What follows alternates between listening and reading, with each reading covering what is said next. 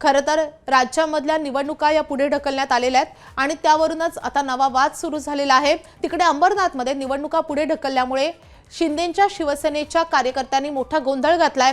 निवडणूक अधिकाऱ्यांच्या दालनामध्ये शिवसैनिकांनी जोरदार घोषणाबाजी केली आहे। लोकशाहीचा गळा घोटणाऱ्या निवडणूक आयोगाचा निषेध असो अशी घोषणाबाजी या शिवसैनिकांनी केलेली आहे।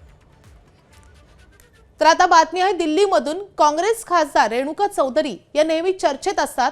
आता तर त्यांनी चक्क संसद परिसरामध्ये घरामधला पाळीव कुत्रा आणलाय आणि त्यामुळे वाद निर्माण झालाय। संसद परिसरामध्ये घरामधला पाळीव कुत्रा आणणं किती योग्य असा सवाल आता विरोधकांनी उपस्थित केलाय।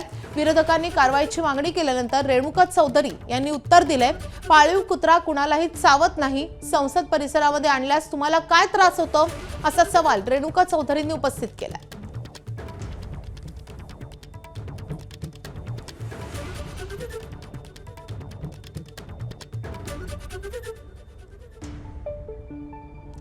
तर संसद परिसरामध्ये पाळीव कुत्रा आणल्यानंतर मोठा वाद झालेला आहे आणि त्यामुळे सत्ताधारी खासदारांनी त्यावर आक्षेप नोंदवला। जगदंबिका पाल यांनी कारवाईची देखील मागणी केलेली आहे। काँग्रेसच्या खासदारीत रेणुका चौधरी आणि त्यांनी थेट संसद परिसरामध्ये त्यांचा पाळीव कुत्रा आणला आणि त्यामुळे अधिवेशनाच्या पहिल्याच दिवशी मोठा गोंधळ पाहायला मिळाला आणि याचवर आता सत्ताधारी भाजपच्या खासदारांनी मोठा आक्षेप नोंदवलेला आहे आणि कारवाई करण्याची मागणी केली आहे। आता कोल्हापूरमधून एक धक्कादायक बातमी आहे। 7 वर्षाच्या चिमुकलीवर अत्याचार करण्याचा प्रयत्न झालाय। कोल्हापूरच्या कात्यायनी ते गिरगाव दरम्यानच्या रस्त्यावरची घटना आहे। मुलींना आरडाओरडा केल्यामुळे मोठा अनर्थ टळलाय। अत्याचाराचा प्रयत्न करणारा 28 वर्षीय आरोपी विकास कावळे याला पोलिसांनी ताब्यात घेतलाय।